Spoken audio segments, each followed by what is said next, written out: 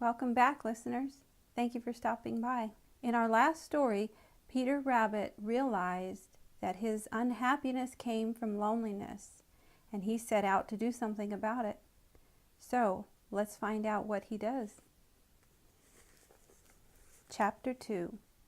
Peter Rabbit plans a journey. It's a long jump that makes no landing. Peter Rabbit. That's a small quote, poem by Peter Rabbit.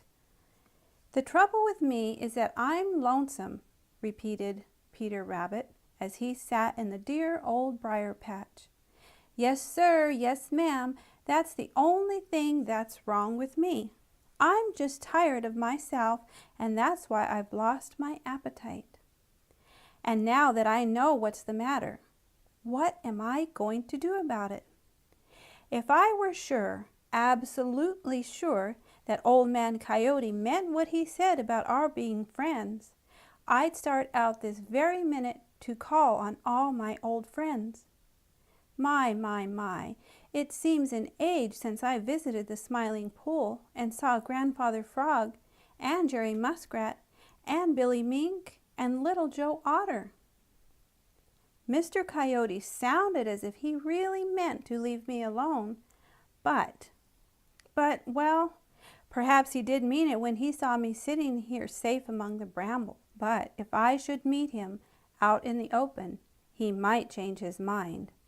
And oh dear, his teeth are terribly long and sharp.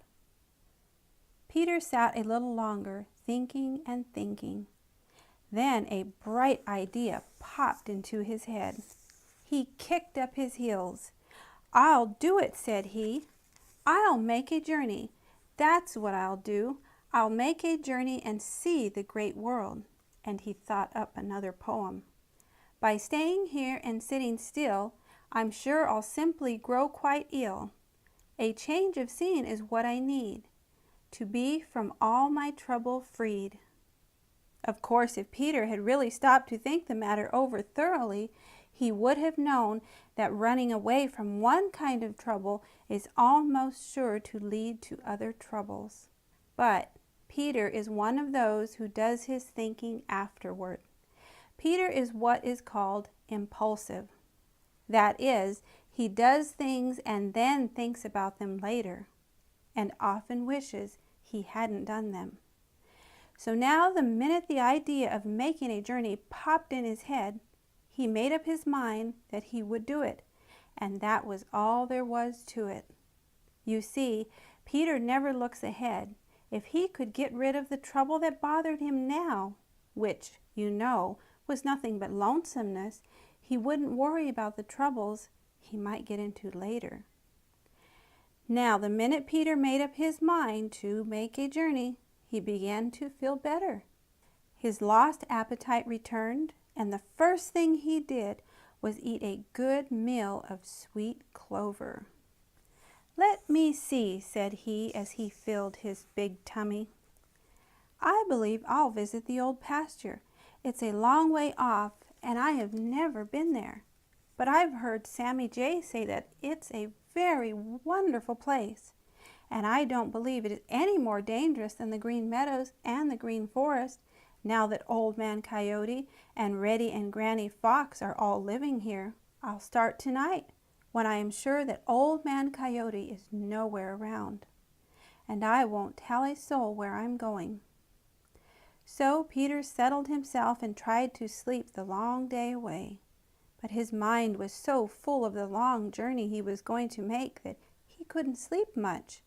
And when he did have a nap, he dreamed of the wonderful sights and adventures out in the great world.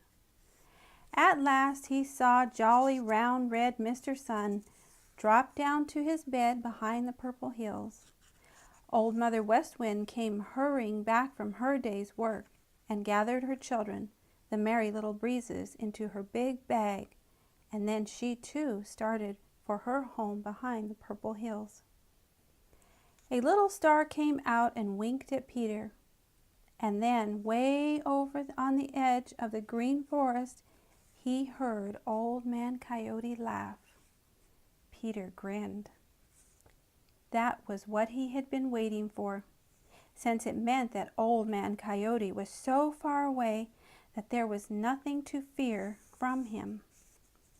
Peter hopped out from the dear, safe old briar patch, looked this way and that way, and then, with his heart in his mouth, started towards the old pasture as fast as he could go, lipperty, lipperty, lip. That brings us to the end of Chapter 2. Join me next time as we find out where Peter's adventures take him to. Until next time, take care.